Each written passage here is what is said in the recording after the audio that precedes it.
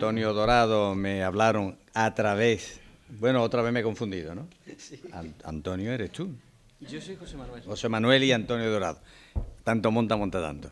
Cuando me dijo Marciano que tenían dos compañeros que tenían ganas de hablar sobre todo esto de Martínez Montañés y todo esto, pues a mí me pareció un tema muy interesante, porque sobre todo porque en la conversación que tuve con ellos me hablaron de que esta Virgen tiene relación con Sanlúcar. Entonces todo lo que tenga relación con Sanlúcar, pues bueno, que como dicen los políticos, ponerlo en valor. Entonces yo tengo que darle muchísimas gracias a ambos contertulios con nosotros y muchísimas gracias también a nuestra querida Lilian por dejarnos este sitio, que esto es emblemático. Si el Salón de Embajadores es precioso, esto es genial, ¿no? Y a vosotros porque estáis aquí y de alguna manera es un día que está un poquito fresco, pero que indudablemente es importante que este interés por las cosas de Sanlúcar vamos a ir poco a poco, porque esto es un camino largo, vamos a ir poco a poco haciendo que la sociedad civil se vaya metiendo perfectamente, y como tenemos una excusa maravillosa, que es el 5º centenario de la primera vuelta al mundo, con esa excusa vamos a ir logrando y haciendo cosas muy importantes. El día, he dicho antes, cuando estaba ahí sentado, algunos porque han llegado, no tarde, sino que han llegado después, el día 29 de este mes, en el Salón de Embajadores tenemos a Manuel Romero Tallafigo, que va a hablar sobre la música también que estaba en esta época, dice él, la música de Juan Sebastián Elcano. Y el día 11 de abril tenemos nuestra querida Lilian, que nos va a relatar sobre cosas comerciales, todo basado básicamente en las cosas de archivo, con lo cual creo que tenemos unas 3 conferencias verdaderamente muy interesantes. Y yo ya me voy a dejar a Marciano, que va a hacer la presentación de estos 2 ponentes, y a vosotros mucho y muy agradecimiento por vuestra presencia. Muchas gracias. Venga, Marciano. Santiago Ramón y Cajal decía a principios del siglo XX aquello de que investigar en España es llorar. Esta frase, repetida hasta la saciedad, ha servido incluso para ser el título de algún libro. Sin embargo, ahora estamos en el siglo XXI. ¿Sigue teniendo vigencia esta afirmación? Miren ustedes, hace no mucho, una política, secretaria de Estado de la cosa, llegó a pronunciar otra frase para la historia. El I+D español no es tan grande como para tener tantos investigadores. De esta manera se justifica el recorte del 25% en los presupuestos del Estado para investigación.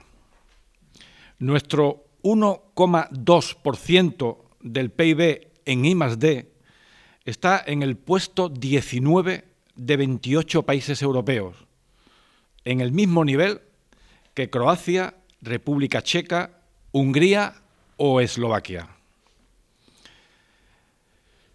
Sin embargo, la investigación continúa, aunque flaqueen los apoyos, porque siguen existiendo centros privados que tienen la conciencia que falta a los gobernantes y siguen surgiendo investigadores dispuestos a luchar y a poner de su parte lo que otros no ponen.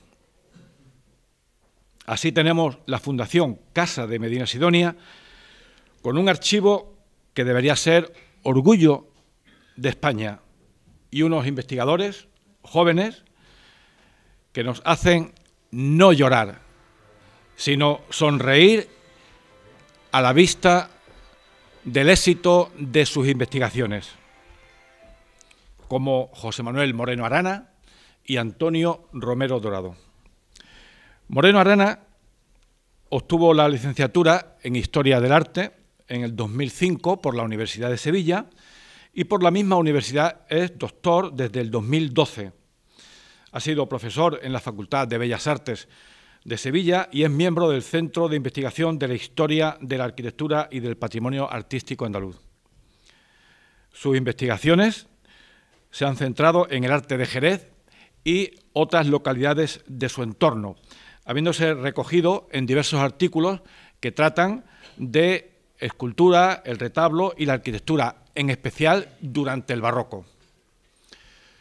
Es autor del capítulo La escultura barroca en las provincias de Cádiz y Huelva, dentro del volumen Escultura barroca andaluza, de la colección Escultura barroca española, publicada por la editorial Ex Libric.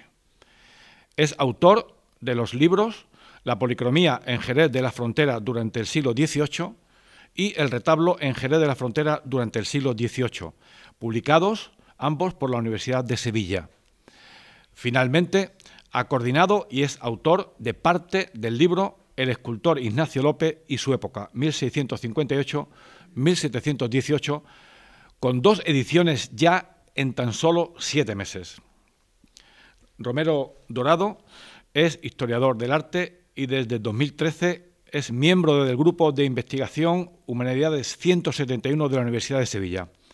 Actualmente se encuentra terminando su tesis doctoral sobre la capilla palatina de los duques de Medinasidonia y la iglesia mayor de Sanlúcar. En materia de investigación, sus intereses se centran en la Escuela Sevillana de Pintura desde el siglo XVI hasta el XVIII y en el patrocinio artístico de la alta nobleza española.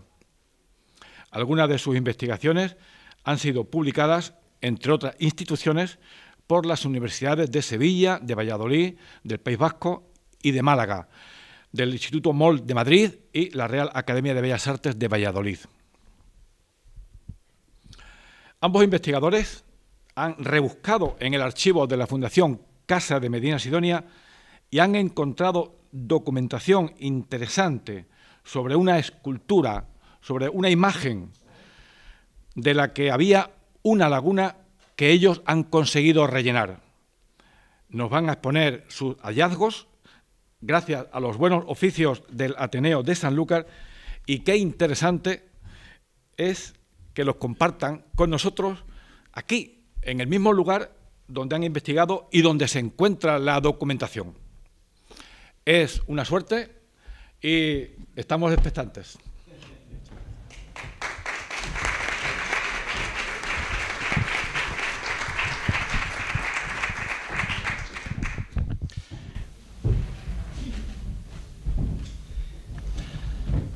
Buenas tardes a todos, señoras y señores. Muchas gracias por su asistencia aquí esta tarde. Muchas gracias al Ateneo de Sanlúcar por haber contado con nosotros, haber pensado en nosotros para esta conferencia. Muchas gracias a Manuel y a Marciano por su amable presentación. Y, bueno, también, por supuesto, a la Fundación Casa Medinasidonia que nos acoge esta tarde.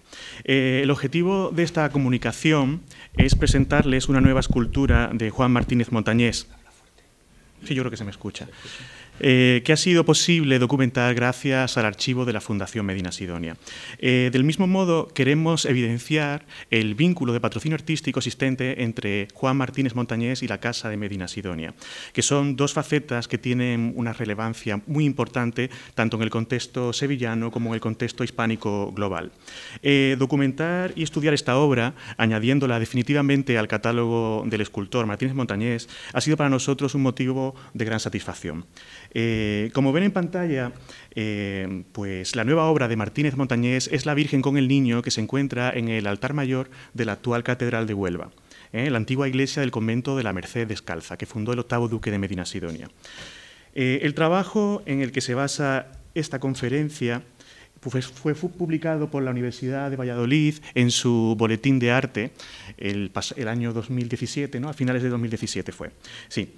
Lo enviamos a Valladolid por varios motivos. En primer lugar, porque queríamos que este descubrimiento trascendiera el ámbito andaluz, ¿no? Que lo proyectáramos a nivel nacional. Nos parecía suficientemente importante como para publicarlo fuera. Por otro lado, porque ya saben que Valladolid es la capital de Castilla, ¿no? Y es el foco de la otra gran escuela escultórica española. Y por otro lado, porque el Boletín de Arte de la Universidad de Valladolid es una de las publicaciones decanas dentro del ámbito histórico-artístico de la Universidad Española. Bien. La trascendencia de la figura de Juan Martínez Montañés, sin duda, justificaba esta elección. mandarlo a Valladolid. Porque además en el año 2018 se cumplía pues, una serie de efemérides que no eran casuales, y era por un lado el 450 aniversario del nacimiento de Juan Martínez Montañés, por otro lado el cuarto centenario del traslado de esta escultura desde Sanlúcar hasta Huelva, y finalmente el 800 aniversario de la fundación de la Orden de la Merced. Así que la verdad que fue una cosa que cuadró y vino como anillo al dedo. Todo esto realmente se inició en febrero de 2016, cuando yo me encontraba investigando aquí por casualidad en el archivo, porque era el puente del Día de Andalucía, entonces aproveché ese día para venir y casualmente, bueno, casualmente es un decir, porque claro, las cosas se encuentran buscándolas, pues encontré el siguiente documento. Es un documento que está aquí en las cuentas de la Agencia de Sevilla y que dice lo siguiente: por mandado del duque, mi señor, en carta de su excelencia de 25 de octubre de 1616 años, pago al padre Fray Luis de Jesús María, definidor de los Recoletos de Nuestra Señora de la Merced, 150 ducados, a 11 reales, para que de ellos pague la hechura de la imagen de Nuestra Señora que hizo Juan Martínez Montañés, escultor, para la iglesia de Nuestra Señora de la Merced de Sanlúcar, como parece por la dicha carta y la de pago a las espaldas de ella.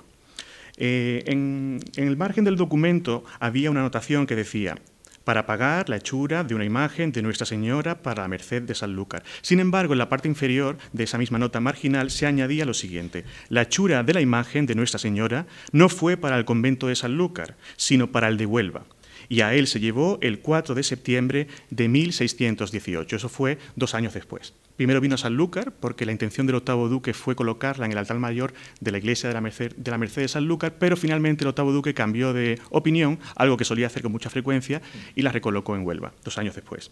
Y claro, pues el escribano de turno dejó constancia en los libros de cuentas, porque había que saber dónde había ido a parar eso.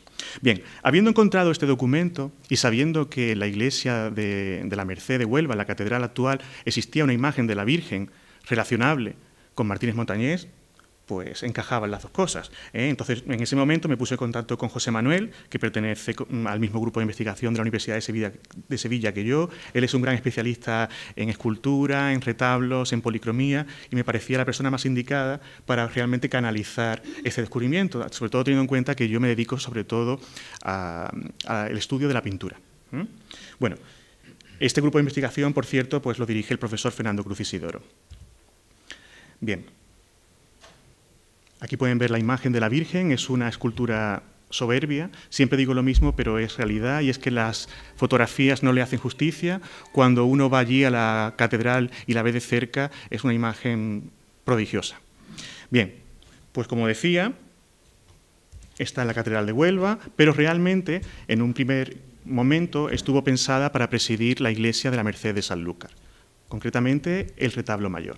Ahí tenemos una imagen del retablo, actualmente en la Cartuja de Jerez, como saben, aunque bueno, esa imagen no es del todo real, es un fotomontaje, porque aparece el retablo en la Cartuja de Jerez, pero con los cuadros de Roelas que realmente están aquí en el palacio. Bueno, pero para que nos hagamos una idea, a continuación pueden ver una vista interior de la actual catedral de Huelva, y allí al fondo, muy perdida, pues se encuentra esta imagen, que la verdad es que la ubicación es pésima, porque desde el punto de vista pues litúrgico, pues está en un lugar de preeminencia, pero para apreciar la imagen es terrible, porque se ve como una cosa diminuta, se queda allí perdida. Bien, pero realmente esa es la imagen. Bueno, sobre esta imagen, lo que se había dicho, pues había sido realmente contradictorio, porque por un lado se había atribuido a Martínez Montañés, pero decían o a Martínez Montañés o a Alonso Cano. La verdad es que esto es afinar poquísimo, porque como bien saben, Alonso Cano y Martínez Montañés se llevaban 33 años de diferencia, pertenecen a generaciones completamente distintas, y la verdad es que confundir una cosa con la otra, pues parece que no era afinar demasiado. Bueno, en el año 1955, Diego Díaz Hierro escribió que esta escultura se atribuía por unanimidad de los especialistas, como les digo, a Martínez Montañés o Alonso Cano.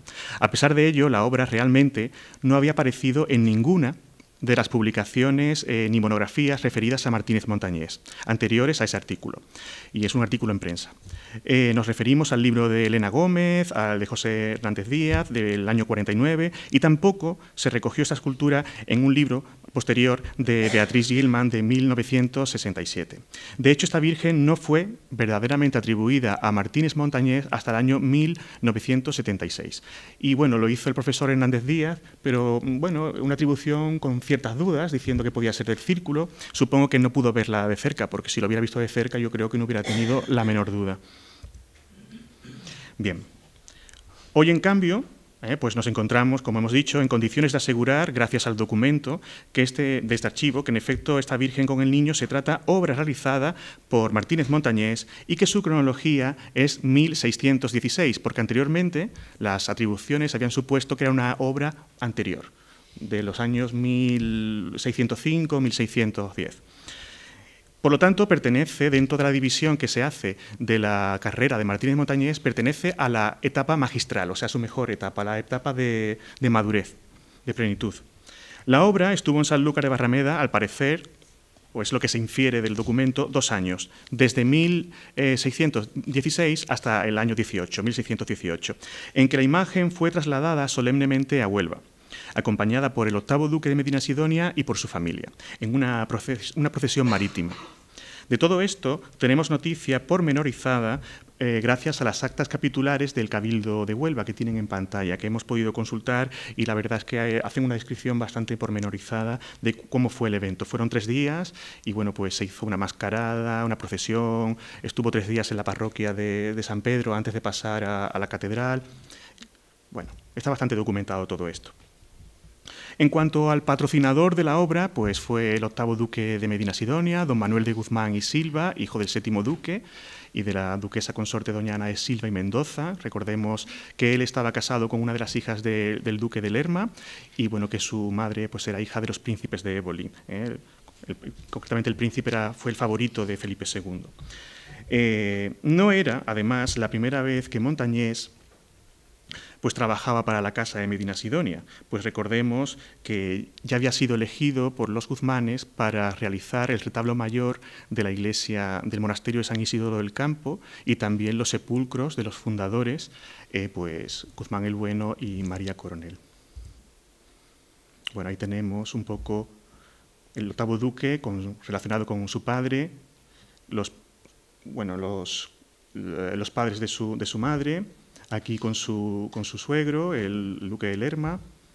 Bueno, aquí tenemos una imagen del monasterio de San Isidoro del Campo y a continuación un detalle de ese soberbio retablo mayor que hizo para los Guzmanes Montañés hacia 1609-1610. Pero para este mismo monasterio también hizo esta otra obra, más pequeñita, que está en la capilla del Reservado, y que bueno, también merece nuestra atención, sobre todo porque luego José Manuel nos hablará de la relación que tiene la Virgen que presentamos con esta otra Virgen pequeñita.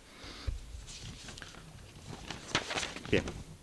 En cuanto a las esculturas orantes que están en el monasterio de San Isidoro del Campo y que representan a Guzmán el Bueno y a María Coronel, matrimonio fundador de la casa de Medinasidonia, en nuestro estudio hemos tomado las palabras de Hernández Díaz, que dijo que los orantes de Santi Ponce son, sin duda, retratos, aunque de personajes hoy desconocidos, que posarían como modelos. En efecto, Montañés parece haber captado los rasgos de personas concretas, lo que parece especialmente evidente en el caso del rostro de Guzmán el Bueno. De hecho, en nuestro trabajo hemos propuesto que el modelo vivo para la escultura pudo ser el propio 8º duque de Medinasidonia. Podemos comparar la cara del orante montañesino con el retrato pictórico que realizó Juan de Roelas para la iglesia de la Merced en 1624. Y la verdad es que la confrontación de ambos nos invita a no descartar la hipótesis de que el Guzmán el Bueno de Santi Ponce pudiera ser un retrato de su descendiente, el 8º duque de Medinasidonia. La idea habría sido, por lo tanto, dar a Guzmán el Bueno el aspecto de su principal descendiente vivo. Recordemos que cada duque de Medinasidonia realmente es un nuevo Guzmán el Bueno. No tenían una imagen de Guzmán el Bueno, pero sí del Guzmán el Bueno del momento. De ser correcta esta hipótesis, este retrato del 8º duque sería un precedente dentro de la producción de Montañés del retrato que hizo del rey Felipe IV, destinado a la escultura ecuestre que Pietro Tacca hizo a partir de 1634, o sea, tiempo después, y que está situada hoy en la Plaza Oriente de Madrid. La verdad es que este aspecto, ¿no?, que un imaginero, que sobre todo tiene una clientela y una producción religiosa, pues que haga retratos civiles y que no los haga solo para el rey, sino para el duque de Medina Sidonia, y que lo haga para el duque antes que para el rey, pues nos parecía una posibilidad sugerente que había que plantear. Bueno, yo a continuación pensaba hablarles de la importancia que tiene la Casa de Medina Sidonia de forma global, porque nosotros, los sanluqueños y la gente amiga de la Fundación y los amigos de la historia, del arte, parece que lo tenemos claro, pero muchas veces es algo que decimos, es muy importante, pero ¿por qué? Y sería bueno que siempre tuviéramos como una especie de decálogo, una serie de líneas maestras para saberlo. No me voy a extender en esto porque esta conferencia ya la dimos en el Ateneo de Sevilla el año pasado y la verdad es que resultó muy largo, pero sí creo que con las diapositivas puedo comentarles algo por encima. Está claro que últimamente se han publicado unos libros muy importantes sobre la casa, que son ese libro de El poder de la aristocracia, ¿no?, de Luis Salas Almela. Por otro lado, la recopilación de Miguel Ángel Ladero Quesada, llamado Guzmán, la Casa de Medina Sidonia en la Baja Edad Media. Bueno, por otro lado, tenemos que tener claro que el hecho fundacional y el fundador es Guzmán el Bueno, obviamente, con la defensa de Tarifa en 1294. Por otro lado, esto realmente yo quería desarrollarlo con más profundidad, pero bueno, lo digo rapidito. Debemos saber que los hitos son la concesión del señorío, evidentemente, por la defensa heroica de Tarifa, la concesión del condado de Niebla, por los servicios prestados en la guerra, ¿no?, civil entre el futuro Enrique II y su hermanastro Pedro I, la concesión del ducado de Medina Sidonia, por los servicios prestados en defensa de Andalucía, durante esa confrontación entre Juan II y los infantes de Aragón, por el trono castellano, y después, finalmente, pues el marquesado de Cazaza, como premio por la conquista de Cazaza. Bueno, realmente ahí me he comido el marquesado de Gibraltar, pero como después se permutó y todo esto, el marquesado de Villa, lo diré,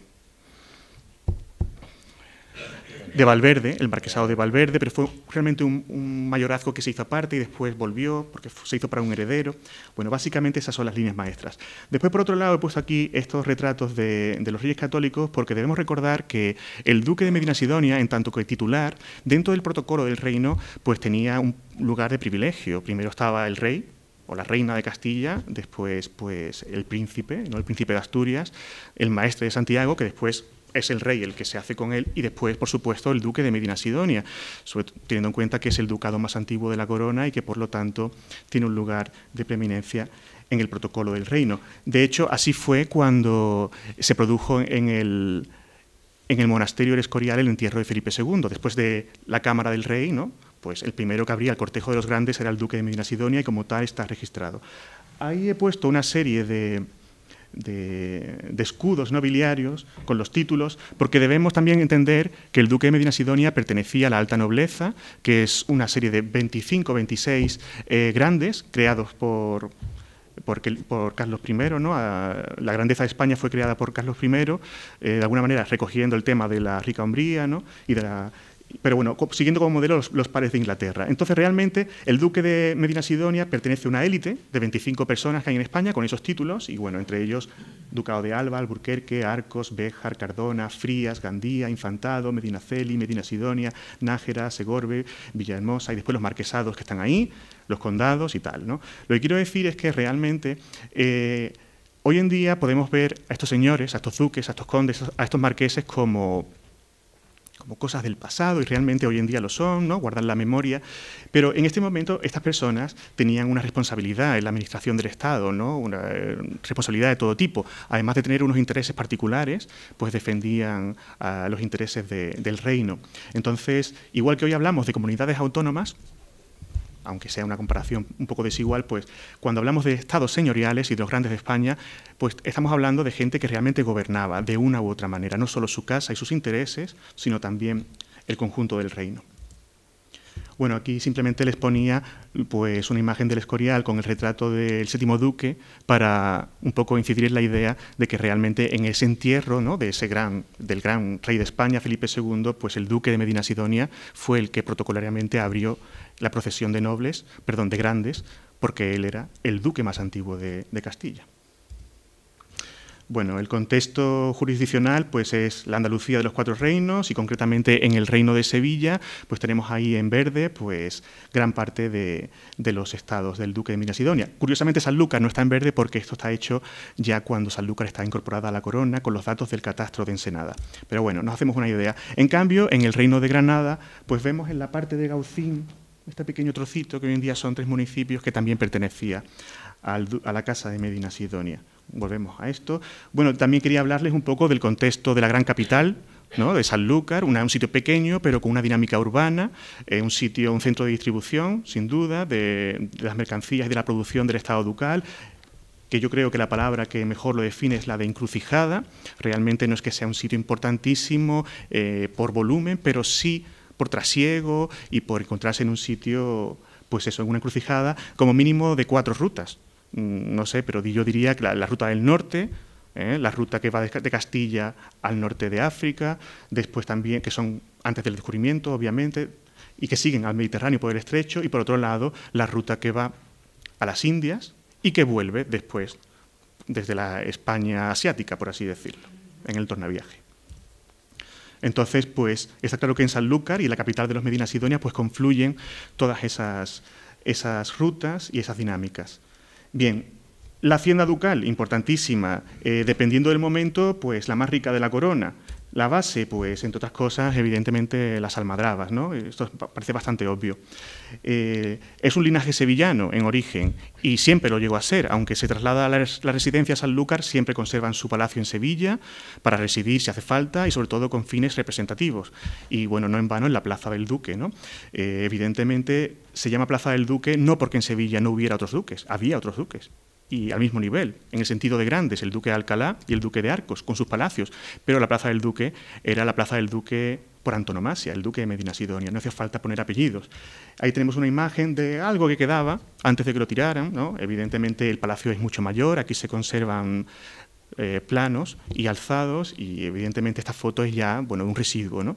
Parece que esta parte de ese ángulo parece que más o menos responde a la estructura original, incluso con la torre, que es algo bastante característico, ¿no? Que un palacio tenga una torre no es tan...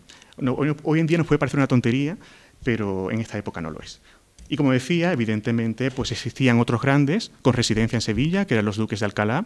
Hoy decimos Medinaceli, bueno, pues son los herederos, ¿no? Pero el título andaluz, duque de Alcalá, y los duques de Arcos. Ahí tienen los patios de sus residencias, pero la plaza del duque y el duque, por antonomasia, era el duque de Medina Sidonia, sobre todo en tiempos del primer duque y del segundo. Bueno, una casa que crea un modelo en Sevilla, crea una fundación monástica para ser el panteón y el lugar de memoria de la casa. Este sitio es mucho más que un monasterio, aunque hoy en día esté desacralizado, guarda la memoria de la casa, se hizo con esa intención y además en un sitio que, bueno, parece que no era casual, ¿no? Sino supuestamente sobre el lugar donde había estado la antigua ermita en la que habían reposado los restos de San Isidoro de Sevilla hasta que fue trasladado el cadáver a León por los reyes. Y además sobre una de las grandes ciudades de la Bética, sobre Itálica. Bueno, ahí tenemos la imagen de los arcosolios de los fundadores.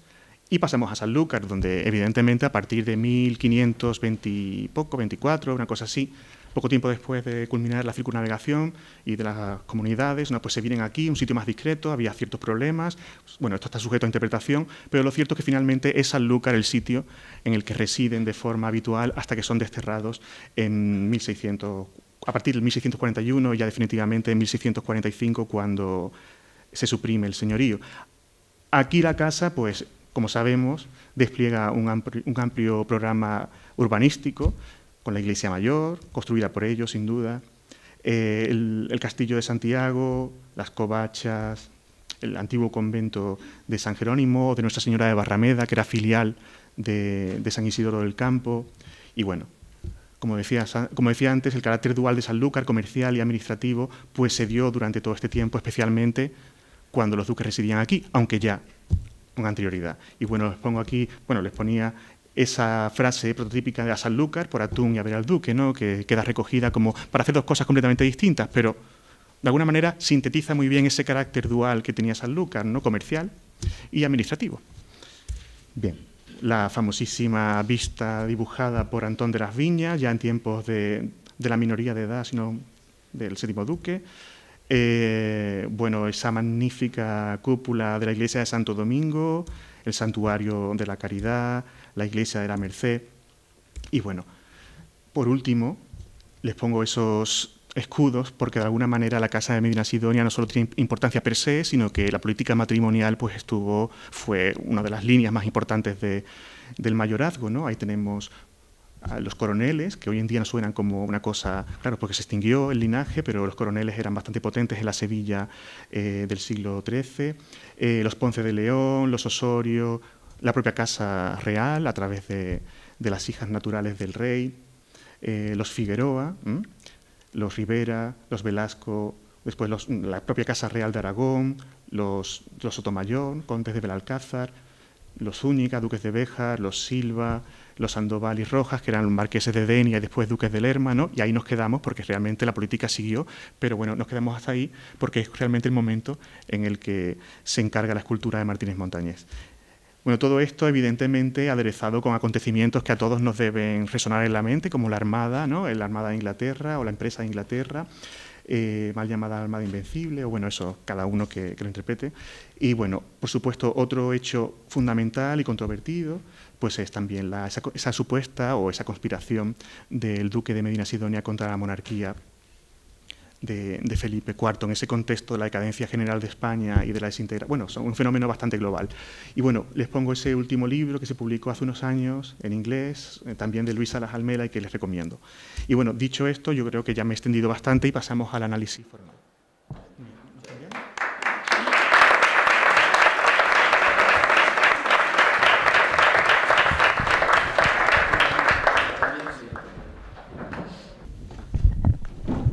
Espérate, yo te lo llevo allí.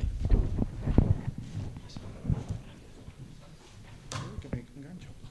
Que me enganché, vamos.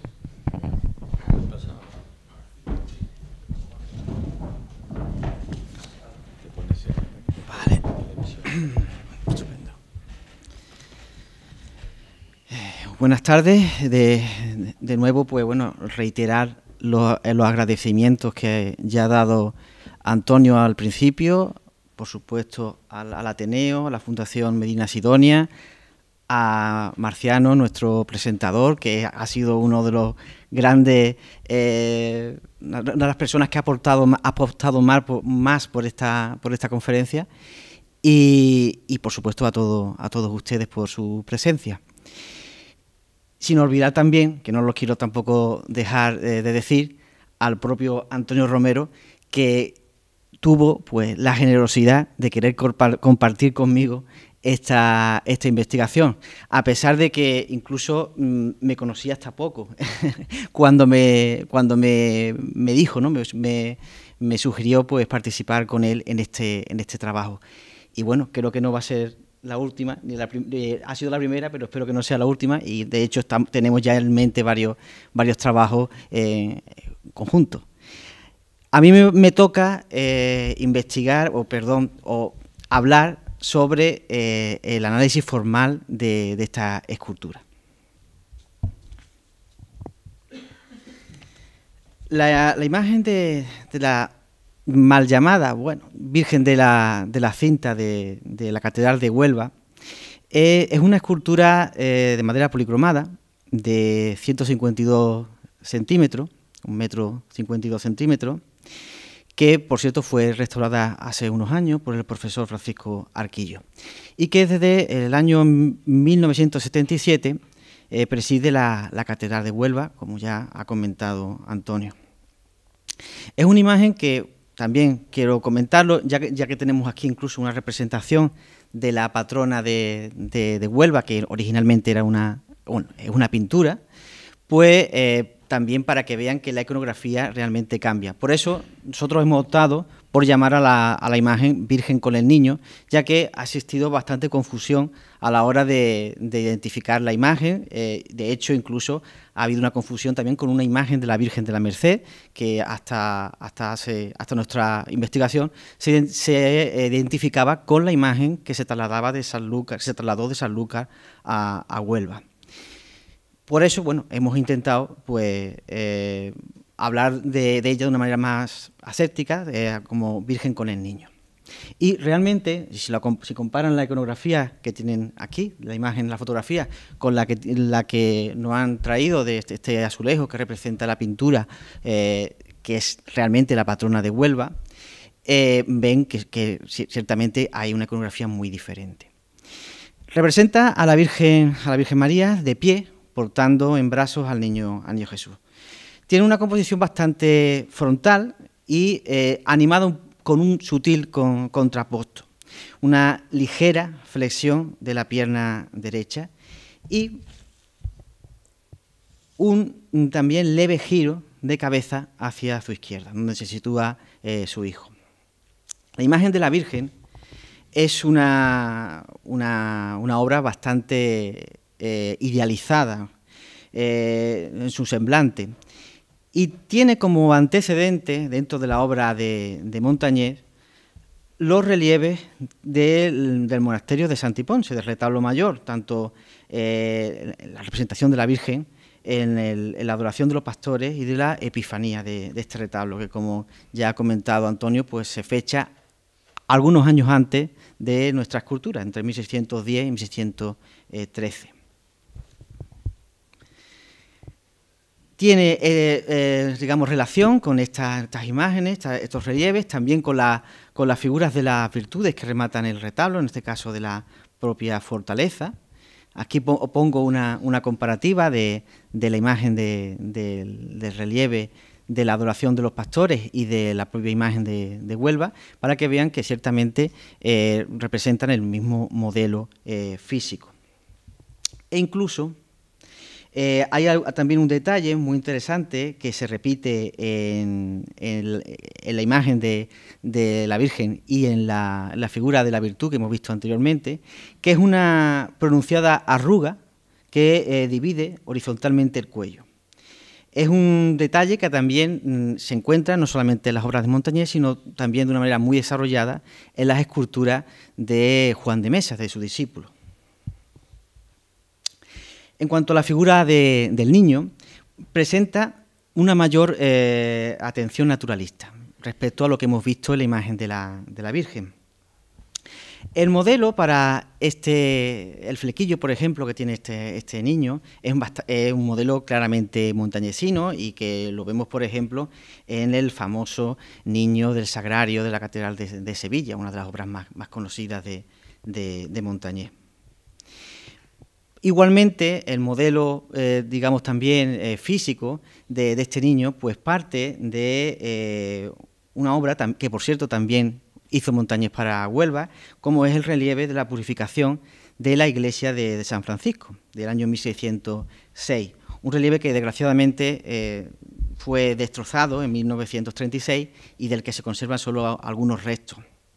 Aquí pongo un detalle de la figura del niño, que, como digo, es un modelo que vuelve a utilizar Montañés en la imagen del niño de la Virgen que preside la Catedral de Huelva. Aunque a una edad un poco, en el caso de la imagen de la Catedral, una edad un poco más avanzada, ¿no?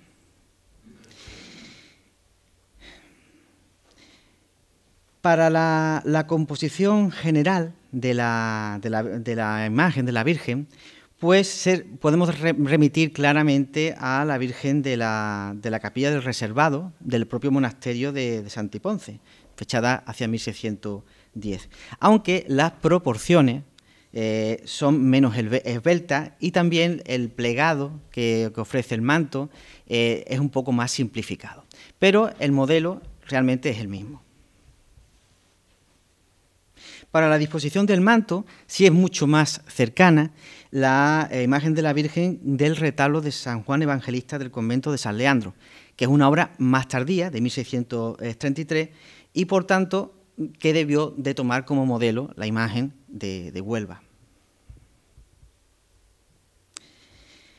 En particular hay un detalle muy interesante que se repiten en estas dos imágenes, la imagen de Santiponce y en la de Huelva, que es el detalle de la forma tan particular de sostener con la mano derecha uno de los pies del niño.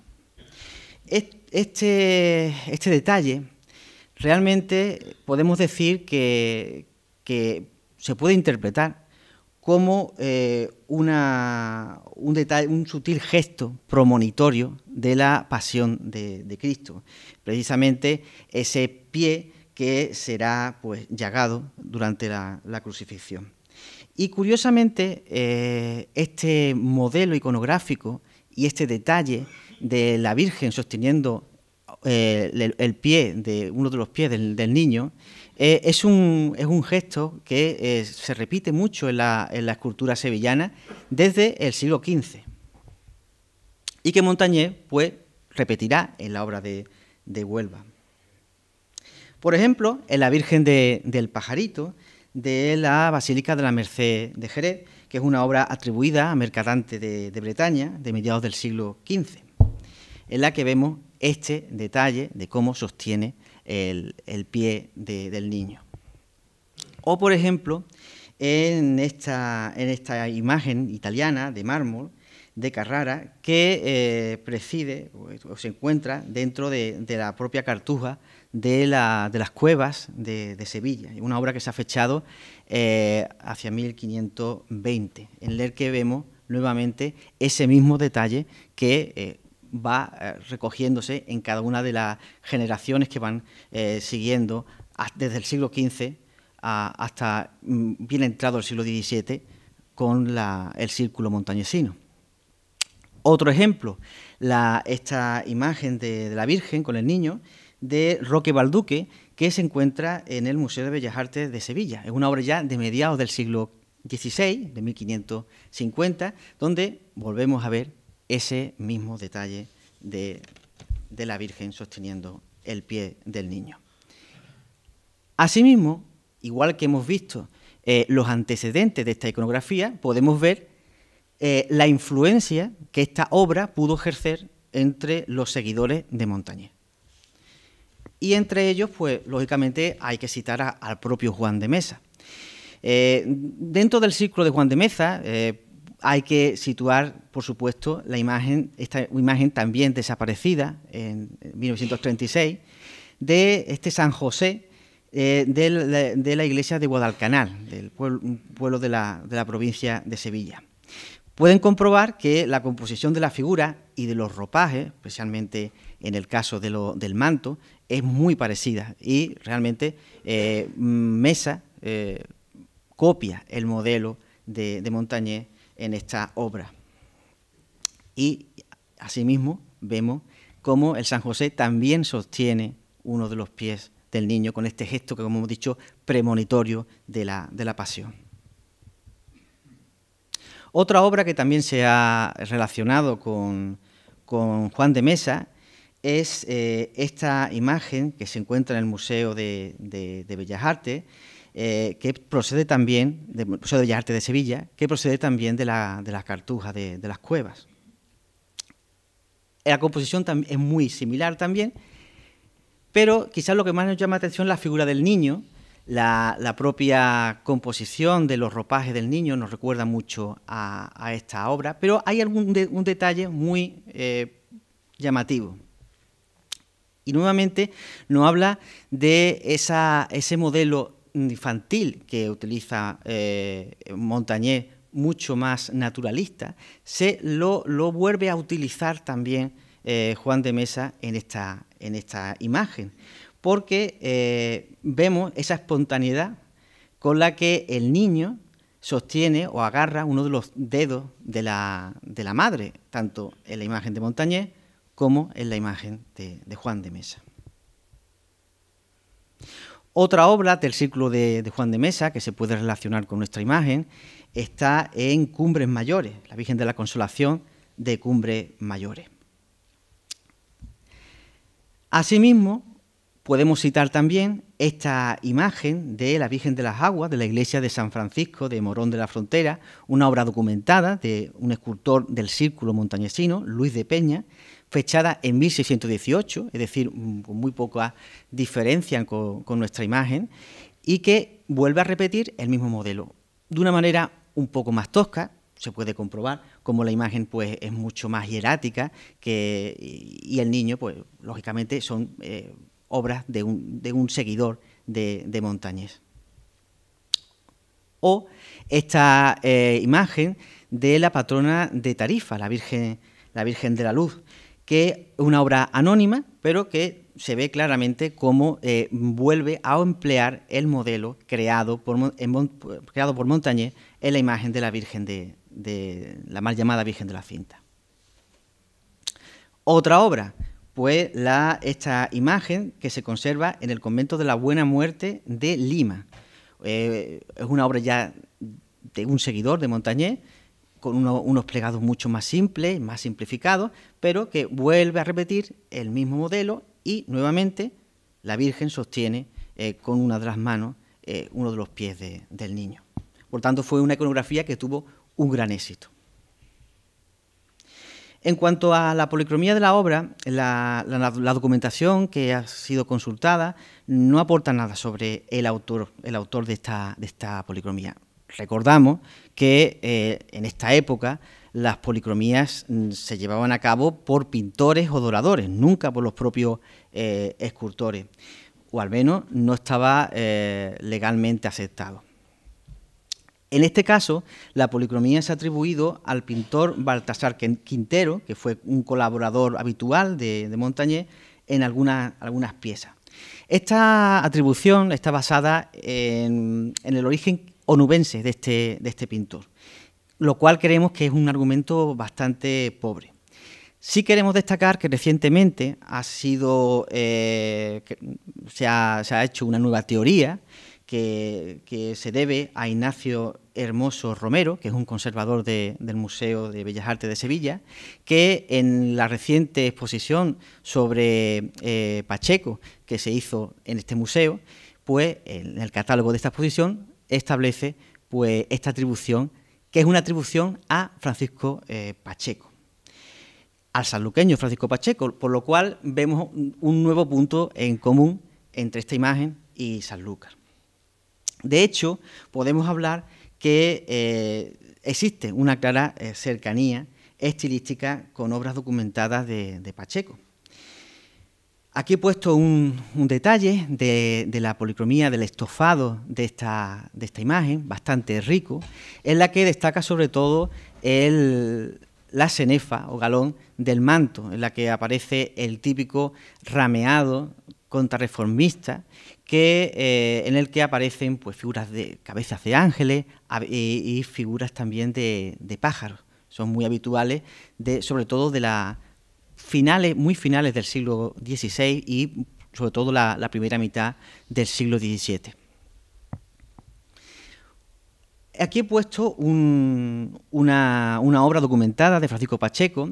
Es un detalle del relieve de San Juan Bautista del monasterio de San Clemente, donde vemos cómo en el manto aparece decorado con motivos vegetales pintados a punta de pincel sobre un fondo azulado. Ese es el mismo recurso que se utiliza en la obra de Huelva, de la Virgen con el Niño de Huelva.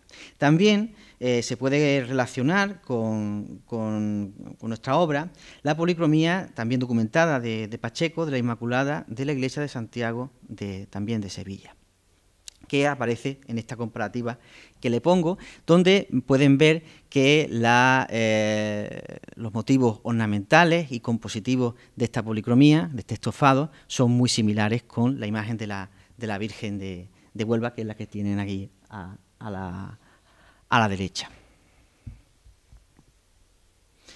Otra obra en la que participa Francisco Pacheco, porque Francisco Pacheco fue un colaborador muy habitual dentro de la obra de Montañés, en el acabado de estas imágenes, es el retablo de San Miguel de Jerez, en el que está documentada la presencia de Francisco Pacheco en su policromía, aunque es verdad que es un trabajo bastante complejo en la que intervienen muchos artistas. Se ha relacionado, el autor que he comentado anteriormente, Hermoso Romero, se ha relacionado con la obra, con el estilo de Francisco Pacheco, la policromía de esta imagen, magnífica imagen de Montañés, de San Pedro, de este retablo, en la que vuelven a aparecer esos motivos decorativos tan característicos que nos recuerdan a la imagen de onubense, como estas cabezas de ángeles, las figuras de pájaros, en medio de ese rameado que se suele calificar por algunos historiadores como contrarreformista, porque forman parte de esa decoración, de esa policromía que se desarrolla a partir de la época contrarreformista en toda España. Finalmente, gracias a la documentación de esta obra, podemos situar por fin la imagen de la Virgen con el Niño de Huelva dentro del periodo más importante de la producción de Montañés, como es lo que Hernández Díaz calificó como etapa magistral. Recordemos que la imagen se hizo en 1616 y que esta etapa, que establece Hernández Díaz como la etapa más importante de este escultor, se desarrolla entre 1605 y 1620. Entre las obras de ese periodo, pues sin querer hacer tampoco un recorrido completo ni muy detallado, vamos a citar varias de estas esculturas. Empezando por esta imagen que tienen aquí, que es la imagen del Cristo de la Clemencia, de 1606, una obra que, como ustedes saben, pues fue contratada por Mateo Vázquez de Leca, que la policromía es también de Francisco Pacheco, y que se hace en 1614, una obra que originalmente estuvo en la Cartuja de Sevilla y actualmente pues se conserva en la Catedral de Sevilla. O esta imagen de Santo Domingo, que se hizo para el convento de Santo Domingo de Portacoeli, de Sevilla, de 1606, una obra en la que también interviene Francisco Pacheco, y de hecho fue la obra en la que se introduce un recurso polícromo típico de este escultor, de este policromador, como son las encarnaciones mates. La introduce, él mismo lo dice en su tratado de la pintura, introduce esta tipología de encarnaciones en esta obra.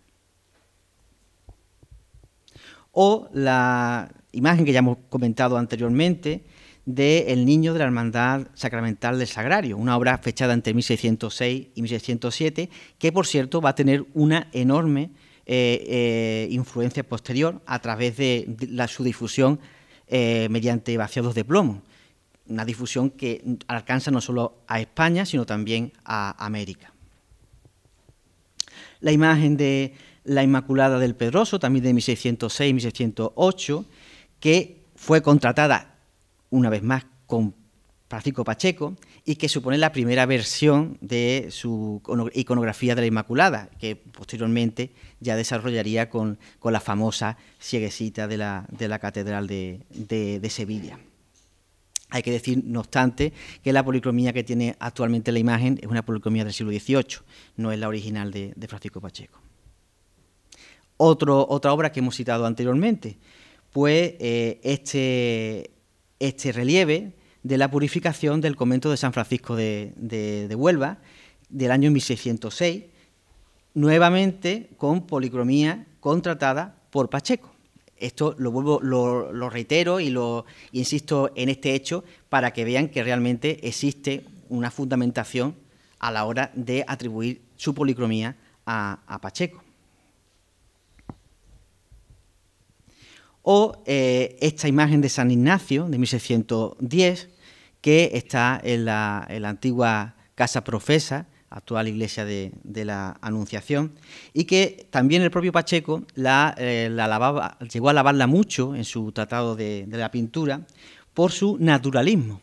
De hecho, él dice textualmente que esta imagen parecía verdaderamente vivo. Asimismo, es de este periodo este retablo que se hizo originalmente para el convento de Santa María del Socorro entre 1610 y 1618 y que actualmente está en la iglesia de la Anunciación y, por cierto, está ahora mismo en proceso de restauración. O este magnífico crucificado, el Cristo de los Desamparados, de la Iglesia del Santo Ángel de Sevilla, de 1617, que supone ya un avance hacia el naturalismo respecto a lo que vimos al principio con la imagen del Cristo de la Clemencia, que es una imagen todavía muy clasicista. Por no hablar de otra imagen conocidísima, por ser una imagen procesional de la Semana Santa de Sevilla, como es el Nazareno de Pasión, una obra que sabemos que estaba ya realizada en 1619 y que se debió de realizar entre los años 1610 y 1605. Por tanto, nuestra obra se realizó en fecha cercana a otras grandes obras del maestro, y muchas de ellas fueron policromadas por Pacheco en una colaboración artística muy, muy afortunada. Ya para acabar, también en esta etapa no podemos olvidar una obra que también ya ha mencionado Antonio, como es el conjunto para el monasterio de San Isidoro del Campo, de Santiponce, una obra en la que Montañés se dedica entre 1609 y 1613. Solo unos años antes de nuestra Virgen, que recuerdo que es de 1616. El contrato es de ese año, 1609, y incluye también estas tres imágenes que aparecen aquí, de la que ya hemos hablado, de la imagen de la Virgen, de la capilla del reservado. El retablo mayor es sin duda la obra más importante de este conjunto, que además es una obra cumbre dentro del barroco español y del retablo sevillano del siglo XVII. Una obra que presenta un rico programa iconográfico, en la que se dice incluso que documentalmente se sabe que colaboraron diferentes oficiales de Montañés, y lo que más nos interesa sobre todo son los relieves, y muy especialmente del cuerpo bajo, que son antológicos. En una obra como esta, del relieve de la adoración de los reyes, vemos el equilibrio de la composición, la simetría y ese clasicismo que es muy característico de la obra de Montañés. Por el otro lado, vemos, presidiendo el retablo, una imagen de San Jerónimo, que sí ya avanza hacia unos modelos mucho más naturalistas, y que sabemos que fue hecho por mano del propio artista. Se estableció en el contrato de que tenía que ser obra del propio Montañés. La policromía es también de Francisco Pacheco. Y por último, las figuras también ya comentadas, las figuras orantes de Alonso Pérez de Guzmán el Bueno y María Alonso Coronel, que, como hemos dicho, proponemos que puedan identificarse, sobre todo en la figura de Guzmán el Bueno, como retratos, y los retratos del octavo duque y de su mujer. Sobre todo este conjunto de Santiponce, lo que hemos destacado sobre todo es la cercanía estilística y también temporal con nuestra imagen de la Virgen. Y creemos que se trata de un verdadero antecedente, un antecedente muy directo de ella. Este aspecto formal, además, pues, en el que hemos insistido en nuestra conferencia, podría apoyarse en un particular contexto común, que, como hemos dicho, es el mecenazgo de los duques de Medina Sidonia. Nada más, muchas gracias.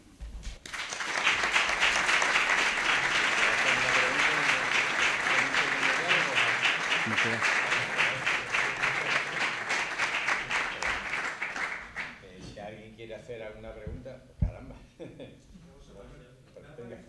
parecido entender, por la lectura tuya, Antonio, del documento original que aparece aquí, que detrás, que dice que consta que hay un documento dentro de la imagen. No. ¿Qué dice eso, sí o no? No.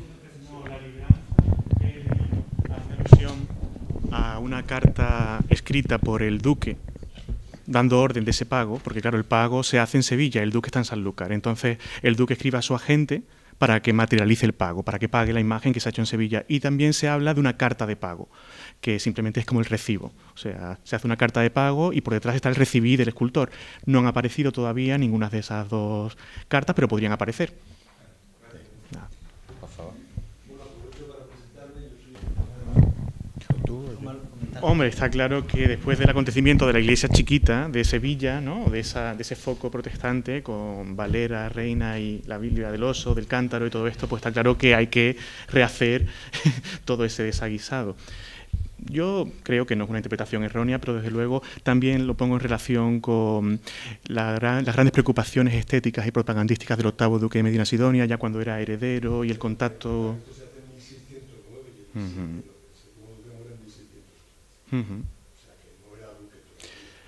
Ahí voy.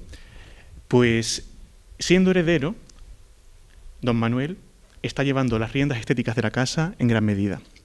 Y esto se materializa, por ejemplo, en el Santuario de la Caridad, cuando le presta a su padre el pintor de cámara, a Francesco Giannetti, conocido en Sanlúcar como Francisco Juanetti. Le está prestando a su pintor de cámara para que en la mayor fundación del padre actúe él. Después, por otro lado, los sepulcros de su abuelo, del conde de Niebla de Santo Domingo, el entallador y el dorador los está pagando él desde Huelva. Entonces, realmente parece que el octavo duque, ya desde su época de heredero, es una especie de cerebro estético en la sombra. Y de alguna manera está asesorando también a su padre. Porque, claro, él está en contacto con el mundo cortesano, primero con Valladolid, bueno, se casan en el Alcázar, como sabemos, ¿no? Los padrinos de boda son el rey, se casa con la hija de Lerma, está totalmente al tanto de las novedades estéticas. Entonces, de alguna manera, aunque es una línea de investigación a seguir, parece que don Manuel, aunque no era titular hasta 1615, con la muerte de su padre en junio, ¿no?, creo que fue, pues ya previamente está manejando un poco los designios, bueno, el derrotero estético de la casa. Hay que recordar que, claro, él ya tenía su casa propia en Huelva, él crea una suerte de corte ducal, hace un aposento en el castillo de San Pedro, hace una tribuna en la Merced, funda el convento de la Merced. Entonces, realmente parece como que ese relevo lo está tomando ya unos años antes del fallecimiento del séptimo. Pero, claro, es una cosa que hay que ir desarrollando.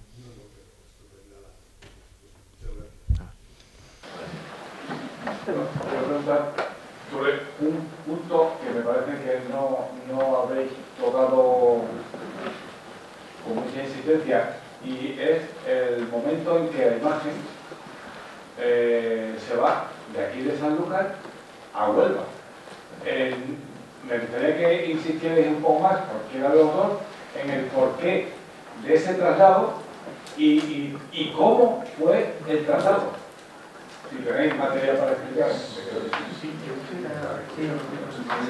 Pues la verdad es que se trasladó el 4 de septiembre de 1618, 3 días después de proclamar a la Virgen de la Caridad patrona de Sanlúcar, de la casa, o sea, de la familia, de todos los estados. O sea, realmente fue una semana en la que el duque de Medina Sidonia, el octavo, pues lo dio todo, ¿no?, como quien dice. Entonces, realmente ese fue el contexto, ¿no? Se proclamó a la Virgen de la Caridad patrona, como hemos dicho, de su casa, de sus estados y de su familia. Casa en sentido extenso, pero también de la familia, en la iglesia de la O. Curiosamente, fue la iglesia mayor de Sanlúcar. El acto de proclamación no fue en el Santuario de la Caridad, que ya estaba construido, pero se hizo en la iglesia mayor de la capital y de su residencia. Y bueno, pues fue realmente una semana de festejos. Entonces, en ese contexto, se proclama a la Virgen de la Caridad patrona, como hemos dicho, y la Virgen, que en principio se encarga a Montañés para presidir su nueva caridad, o sea, su nuevo panteón particular, pues se decide trasladar a Huelva, porque de alguna manera yo creo que este regalo fue una suerte de regalo diplomático, permítanme la palabra, porque fue como cerrar una época. Hay que tener en cuenta que desde que se casó el conde de Niebla en el Alcázar de Madrid, creo que fue en 1598, una cosa así, pues él había estado yendo y viniendo a la corte, pero muy pronto se instala entre el puerto de Santa María, Huelva, total, que ahí es donde vive sus años, no de juventud, pero sí donde nacen sus hijos y donde él crea esa suerte que hemos dicho de corte ducal. Entonces yo creo que una vez que él ya hereda la titularidad de la casa y viene definitivamente a Sanlúcar, ese es como el último gesto con el que remata todo lo que ha hecho en Huelva, que como hemos dicho fue la adecuación del castillo de San Pedro como aposento condal, la fundación de la Merced Descalza, la creación de un panteón de la Merced, que por cierto todavía hay algunos de sus hijos que murieron jóvenes, que murieron niños, están enterrados, y por otro lado una tribuna, o sea, realmente hizo una especie de corte condal similar a la ducal de Sanlúcar, una pequeña corte. O sea, si ya la de Sanlúcar era pequeña, pues la de Huelva aún más pequeña, pero de alguna manera la hizo. Y bueno, pues este gesto de regalar la Virgen, yo creo que fue como el colofón. No sé si me he explicado. Bueno, en relación a lo que era la imagen, ya hemos comentado que en las actas capitulares del Ayuntamiento de Huelva aparece descrito con bastante detalle este traslado, un traslado en el que la imagen va en barco, desembarca y hace una procesión por la ciudad de Huelva. Se dice que la ciudad se engalana, hay espectáculos de música, mascaradas, ¿no? Se llega a hablar y, lógicamente, fue todo un acontecimiento en la ciudad de Huelva, en la que la imagen se trasladó primero a la iglesia de San Pedro y se le hizo allí una serie de cultos y después otra segunda procesión de traslado a su convento. Por tanto, aquello fue un espectáculo en la que además, como ha comentado Antonio, la imagen estuvo acompañada por los propios duques de Medina Sidonia. Por lo cual, ya digo, que fue un auténtico acontecimiento histórico en una ciudad bastante pequeña como era Huelva en aquella época. Y debemos recordar además que en ese año se cumplía el 400 aniversario de la creación de la Orden de la Merced, o sea que realmente esto parece que no fue casual. La gran fundación y la gran orden que protegió el duque de Medina Sidonia, el octavo, fue la Orden de la Merced. Entonces, en 1618 se cumplían 400 años de la fundación de esa orden. Es verdad que él hizo fundaciones de la Merced reformada, de la Merced Descalza, pero a fin de cuentas era lo mismo. O sea, la orden cumplía 400 años. Entonces, él tenía una imagen aquí de primera categoría. El templo de la Merced de Sanlúcar no estaba rematado, ni mucho menos. Hay que tener en cuenta que el retablo se hizo en 1619, pero en los años 20 se estaba trabajando todavía en los sepulcros, o sea, hasta los años 30 no se remata la obra. Entonces, pues claro, fue seguramente lo más digno que encontró. Dijo, pues la Virgen que tenemos reservada para la Merced de Sanlúcar la vamos a donar a Huelva. Y bueno, esa es nuestra interpretación y la verdad es que nos parece que encaja bastante y los indicios nos llevan a esa conclusión. ¿Alguna pregunta más?